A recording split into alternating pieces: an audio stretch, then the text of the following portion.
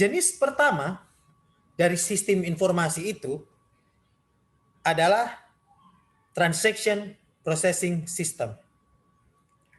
Transaction Processing System dari sudut pandang organisasi, maka sistem informasi ini biasanya digunakan oleh level pegawai atau level manager dalam sebuah organisasi.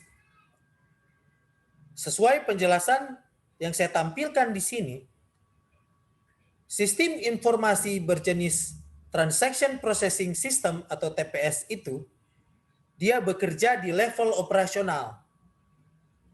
Dia melakukan proses komputerisasi atau digitalisasi yang dapat menyimpan transaksi rutin harian yang perlu untuk melakukan sebuah bisnis. Jadi, jika kita bisa mencontohkan sistem informasi TPS di sini, misalnya seperti pada gambar, adalah yang kita sebut sistem informasi TPS payroll atau sistem informasi pembayaran. Di sini dapat dilihat bahwa sistem informasi TPS ini dia menghimpun data atau merekod data yang terkait dengan operasional harian dari sebuah organisasi.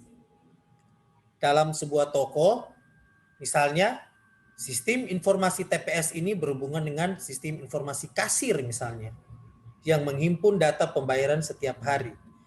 Atau dalam sudut pandang di bidang kesehatan, sistem informasi TPS misalnya menghimpun data pendaftaran dari pasien, entah itu pasien yang akan dirawat di poliklinik atau pasien yang akan dirawat menggunakan kartu BPJS. Nah, bagian kedua dari sistem informasi adalah contoh sistem informasi MIS atau Management Information System. Sistem informasi manajemen ini dipergunakan di level manajemen atau di middle level management dalam sebuah organisasi. Ciri karakteristik dari sistem informasi manajemen ini, misalnya MIS memiliki input di mana terdapat high volume transaction data. Processingnya secara simple, outputnya contoh laporan harian, laporan mingguan, penggunanya middle manager. Contoh misalnya sistem informasi keuangan dalam sebuah organisasi. Sistem informasi keuangan pasti mengelola data-data yang dari pegawai dan data-data yang terkait dengan keuangan, pendapatan atau pengeluaran.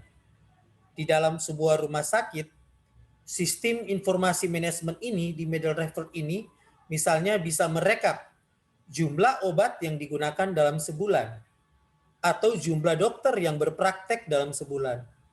Juga termasuk sistem presensi atau sistem harian. Berapa kali seorang dokter itu melakukan operasi? Berapa kali seorang pegawai itu merawat pasien? Tindakan medis seperti apa yang dilakukan oleh pegawai X? Tindakan medis seperti apa yang dilakukan oleh pegawai Y? Itu adalah contoh dari sistem informasi manajemen.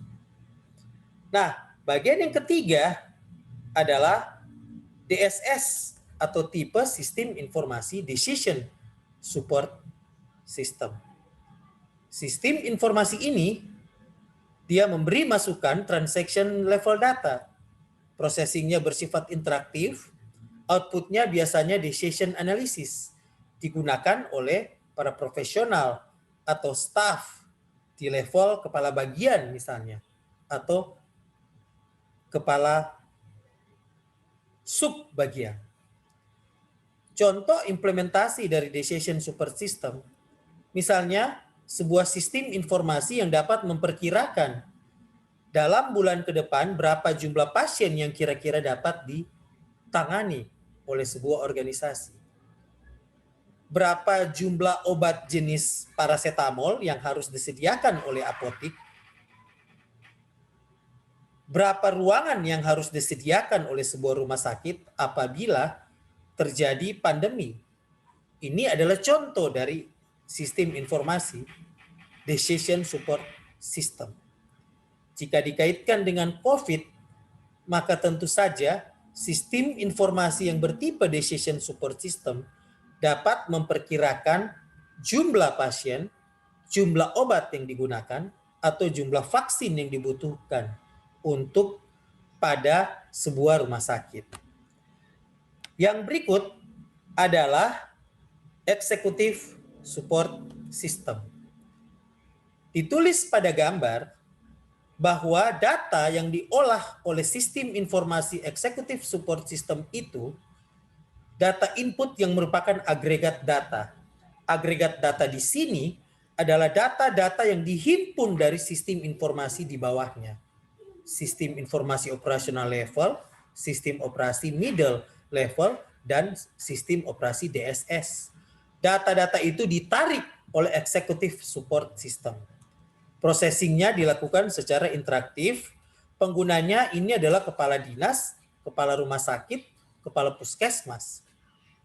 Contoh data-data yang bisa dikelola oleh level sistem executive system, misalnya melakukan forecasting, melakukan perkiraan terkait apa yang harus dibangun dalam waktu 5 tahun ke depan jika perkembangan pasien yang masuk di wilayah ini adalah seperti ini. Dalam konteks Sulawesi Utara yang hampir setiap tahun menghadapi wabah serangan penyakit demam berdarah, maka diperlukan sebuah sistem executive support system untuk memperkirakan kira-kira daerah mana yang terdampak terlebih dahulu.